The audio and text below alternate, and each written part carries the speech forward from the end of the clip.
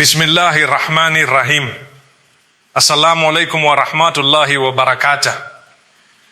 Right now, before you skip this video, before you scroll past this moment, I want you to stop for just 1 second and ask yourself something honest. Have you ever been going through something so painful, so confusing, so completely overwhelming that you looked up at the sky and whispered to Allah, why is this happening to me? When will things change? If you have ever felt that way, then I need you to know that this message was written for you specifically. Not for the person next to you. Not for someone else watching on another screen somewhere. For you. Because what I am about to share with you in the next few minutes might be the very thing your heart has been waiting to hear for months, maybe even years. We live in a world that worships speed. We want fast results, instant answers, and immediate change. When we make dua, we want it answered before we finish the prayer. When we turn back to Allah, we expect our life to transform overnight. And when things do not move at the speed we demand, we begin to wonder. We begin to doubt. We begin to think, maybe Allah is not listening. Or maybe we are too far gone to be helped. But what if I told you that the silence you have been interpreting as absence is actually something else entirely? What if the waiting you have been experiencing is not punishment, but preparation? What if Allah is not delaying your breakthrough because He has forgotten you, but because He is building something inside you that your blessing cannot exist without? This is not a motivational speech dressed in Islamic language. This is a reality rooted in the Qur'an, confirmed by the Sunnah, and proven through the lives of the greatest human beings who ever walked this earth. Allah does not just change circumstances. He first changes hearts. And when the heart is ready, when it is softened and purified and genuinely turned toward Him, then and only then does He open the doors that no creation could ever close. Think about this for a moment. Think about a seed buried in the darkness of the ground. From the outside, it looks like nothing is happening. To someone walking above the soil, that seed appears dead, forgotten, finished. But beneath the surface, in the hidden space where no human eye can see, something extraordinary is taking place. The seed is cracking open. It is being broken apart from the inside. And from that breaking, life is emerging. From that fracture, roots are pushing downward and a shoot is pushing upward toward a light it cannot yet see, but somehow knows is there. Now I want you to understand something. That seed did not become a tree despite the darkness. It became a tree through it. And you, my dear brother, my dear sister, are not different from that seed. The darkness you are sitting in right now is not your grave. It is your growth. Allah says in Surah Ash-Shar, and this verse is so short, yet so powerful, it can carry an entire lifetime of meaning. Verily with hardship comes ease. Verily with hardship comes ease. Allah repeated it twice in the same surah. He did not say after hardship, He said with hardship. The ease is already embedded inside the difficulty. You do not have to wait for the storm to end to find peace. The peace is there inside the storm, waiting for you to discover it. Because that peace is Him, and He is always present. But here is the question most of us are afraid to ask honestly. Are we ready for what we are asking Allah to give us? Are we prepared, truly prepared, for the change we are making dua for every single night? Sometimes what we call a prayer is actually a request for a destination without a willingness to survive the journey. And Allah, in His infinite wisdom and His overwhelming love for His servants, does not hand us a blessing our character cannot carry. He does not open a door our heart is not yet strong enough to walk through. He prepares us first. And that preparation, my brothers and sisters, is the very thing we keep trying to escape. Let us travel back in time together. Let us go to a well in the middle of the desert, a well called Bir Yusuf, the well of Yusuf.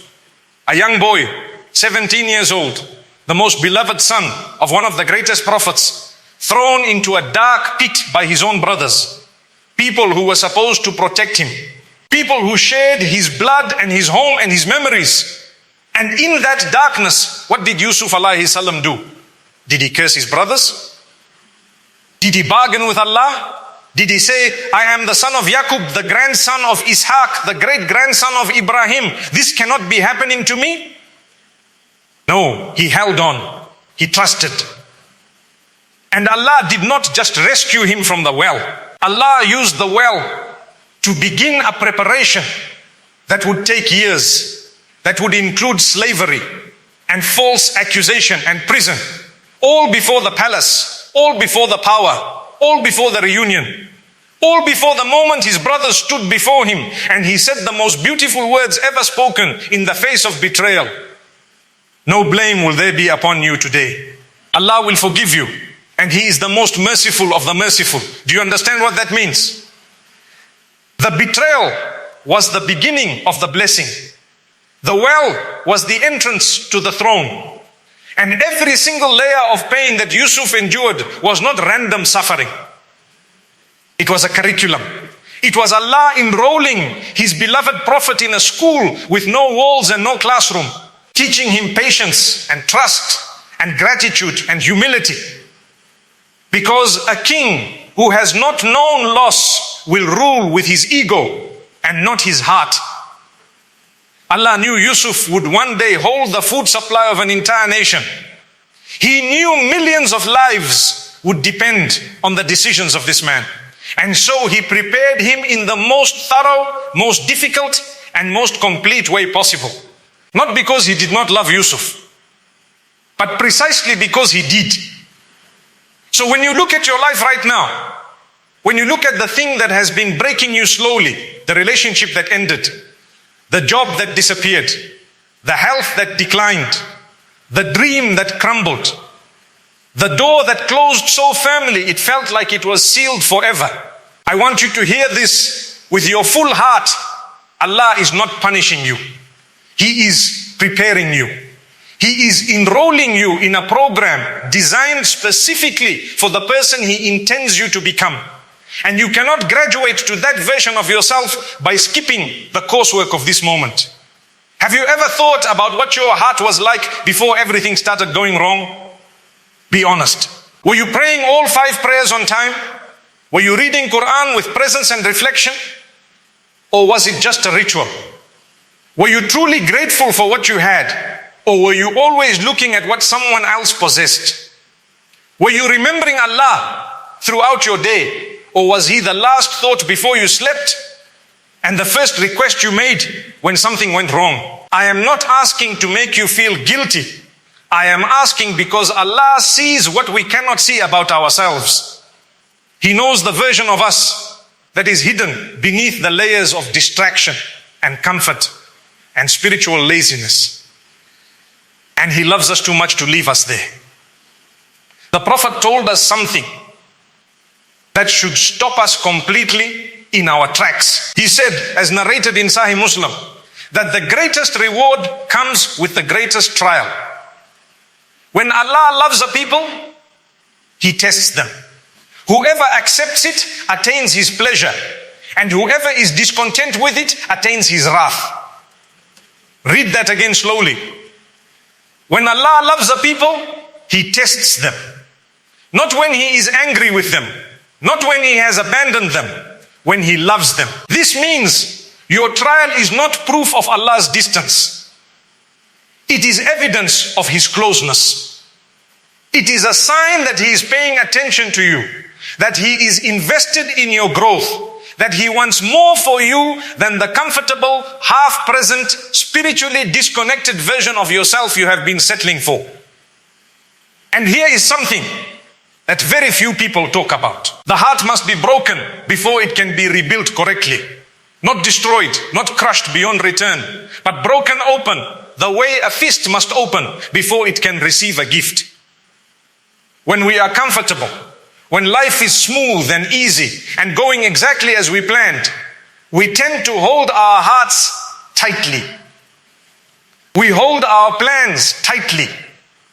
We hold our control tightly. And a closed fist cannot receive anything, no matter how generous the one offering the gift may be. So Allah, with all the tenderness of a creator who knows his creation better than the creation knows itself, gently, and sometimes not so gently, begins to open our hands. He removes what we were gripping so that we can receive what he was always holding for us. Think about Maryam alayhi salam. Think about a woman chosen above all the women of the world, given purity and honor and selection by Allah himself. And yet when she needed to be closest to Allah, when she carried the greatest trust ever placed in a human womb, she did not go to a palace. She was led to a distant place, beneath a palm tree, alone, in pain, giving birth without a husband, without a family, without even a midwife. From the outside, this looks like abandonment. From the outside, this looks like the worst possible moment for the most honored of women. But Allah did not abandon Maryam. He spoke to her directly through an angel. He caused a stream of water to appear beneath her feet. He caused a dry palm tree to produce ripe dates at her command. Her most vulnerable moment was her most supported moment, because she was completely alone with her Creator, and her Creator was completely present with her. What if the loneliness you feel right now is not rejection? What if it is an invitation? What if Allah is clearing the space around you, removing the noise and the distractions and the people and the plans, because He wants to be the only voice you are listening to right now? What if this silence is the sound of Him getting your attention? The Prophet said in an authentic narration, how wonderful is the affair of the believer, for his affairs are all good. If something good happens to him, he is thankful for it, and that is good for him. If something bad happens to him, he bears it with patience, and that is good for him. This does not apply to anyone but the believer.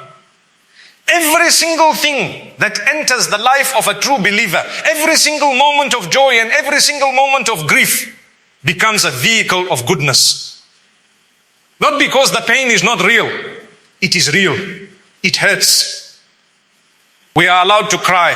We are allowed to grieve. We are allowed to sit with our sorrow and feel it fully. But beneath the sorrow, beneath the ache, there is a current of meaning running through it all. And that meaning is that Allah is in charge, and He is guiding every single drop of experience towards something beautiful. Now I want to give you something practical. Something you can carry with you from this moment forward. Because a speech that does not lead to change is just entertainment, and this is not entertainment. This is a wake-up call. The first thing I want you to do is stop fighting the season you are in. We waste enormous spiritual energy trying to drag ourselves out of the very place Allah placed us for our refinement. Instead of asking, why is this happening? Ask, what is this teaching me? Make that shift every morning. When something difficult arrives, say to yourself, this is preparation. What is Allah trying to build in me through this?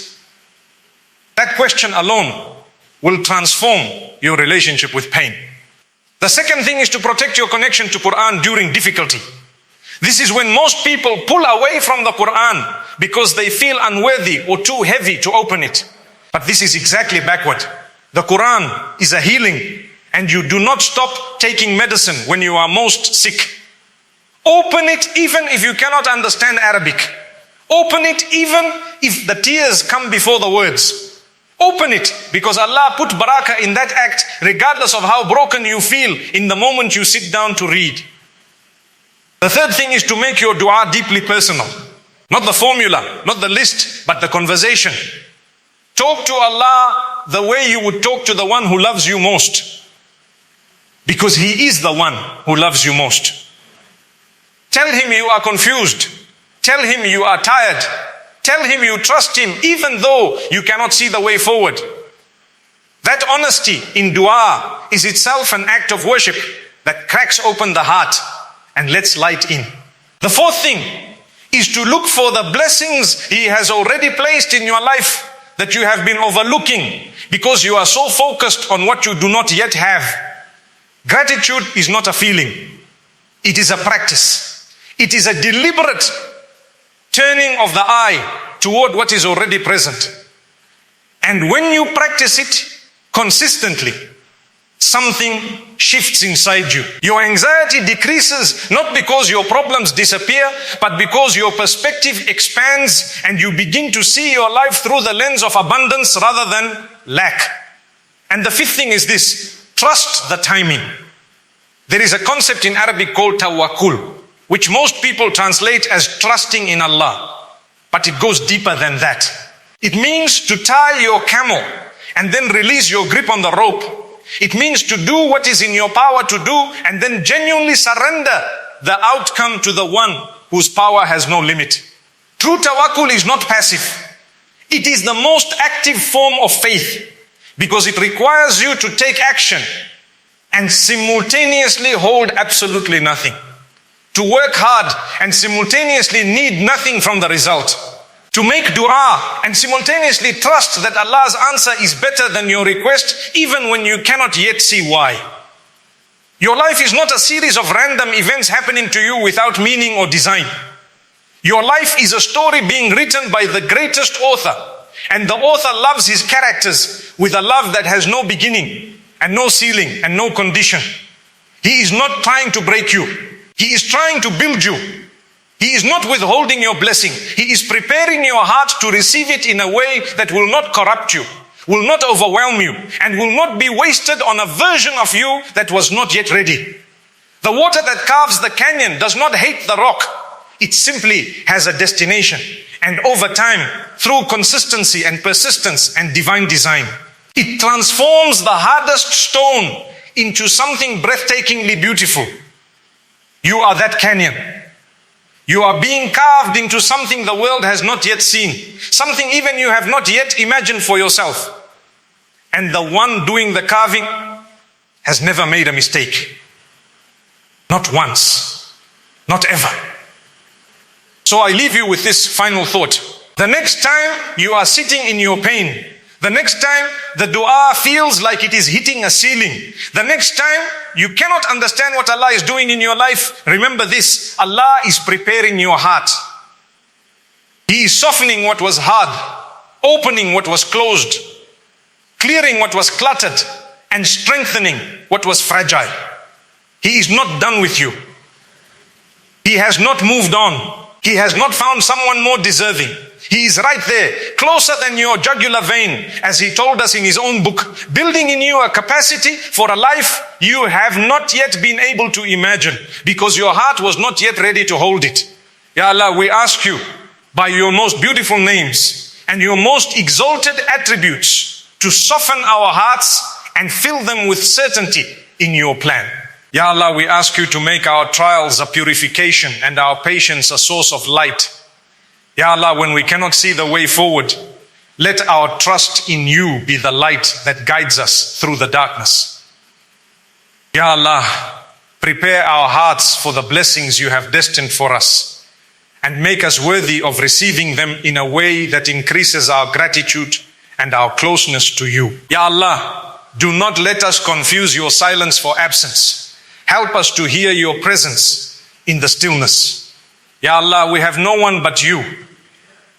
And in that truth, we find not emptiness, but everything. Ameen, Ameen, Ya Rabbil Alameen.